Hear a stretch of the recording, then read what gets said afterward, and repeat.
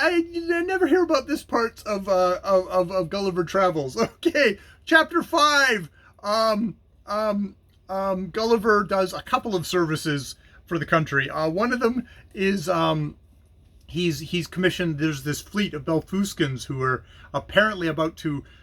He's been told are going to set sail to wreak havoc on the Lilliputs.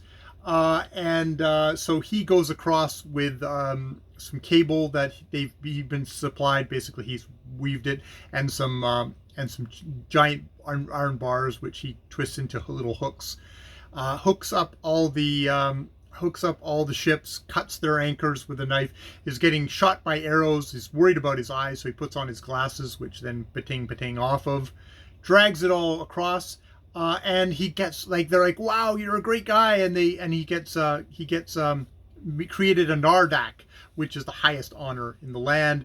However, this is the seeds to his disaffection, his political trouble, because the emperor then goes, well, great, we can subjugate them, we can just take them all over, destroy all their fleet, destroy everything, and I can become controller, and they'll just be enslaved to me.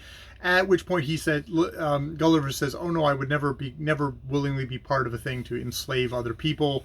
And there seems to be a split in the council which way you want to go. It seems to be it's a split where some people are just quiet, which is taken as endorsing Gulliver, but there's the enemies who are definitely like, yeah, he's refused you, and this is where it basically becomes. He's on the outs, and they're gonna have to deal with Gulliver. He's not staying around if he's not gonna do what he's told. So there's that. It's that thing of princes, and you start wondering, like, well, exactly what proof did gullible Gulliver have that the Belfuskins actually were going to attack? Maybe he just believed the emperor in this. He just took his word for it. So there's a thing there, and just like, yeah, denying princes, you deny a prince anything, you are in trouble, and that is definitely a certain thing of a kind of a criticism for an absolute ruler like the emperor here. So we've got that, and then he's sleeping, and he suddenly gets roused from his sleep by hundreds of people banging on his door, little tiny little people, and it's the empress's part of the royal thing is on fire. And so he goes there, and they provide him with giant barrels, what are for them giant barrels of water, but are for him little thimbles, and they're not putting out the fire. And it's like, crap, what are we going to do? It's all going to burn. It's going to spread to the rest of the palace. And he goes, oh, but luckily I was imbibing a lot of wine the night beforehand, and I haven't had a chance to discharge myself. So he puts out the fire by pissing on it. He hoses down that fire, baby.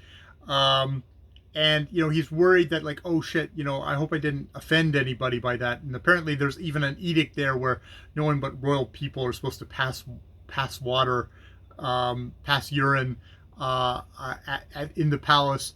And she says, oh no, it's all fine. However, he finds out later that the empress was deeply offended that he basically pissed all over her part of the palace.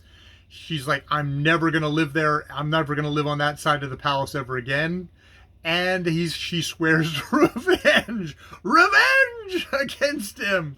So that is chapter 5. Yeah. That those buildings should never be repaired for her use, and in the presence of her chief confidence could not forbear vowing revenge. Oh boy. Okay. Here, let's pause for a second and let's take a look at see what the notes are for this section. Okay, a few things to note. There's one thing here about being the political intrigue reflecting Swift's own his own political outness of the Whig government's readiness to suspect Tories of Jacobitism. Disaffection meant disloyal loyalty to the ruling dynasty and establishment. Swift's satire invites us to believe that such charges are baseless and politically motivated, and that the accused, like Gulliver, are essentially innocent. So there's that. There's also the fact that yes, the fire that was in the Empress's thing was said to have been caused was caused because of a lady in waiting falling asleep by candlelight reading a romance, and that having set the fire. And yes, contemporary newspapers reported fires caused by the carelessness of servants. Swift particularly disapproved of romances and their alleged pernicious effects on women readers.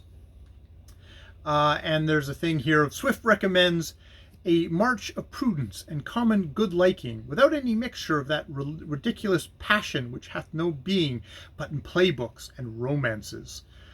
So we've got this.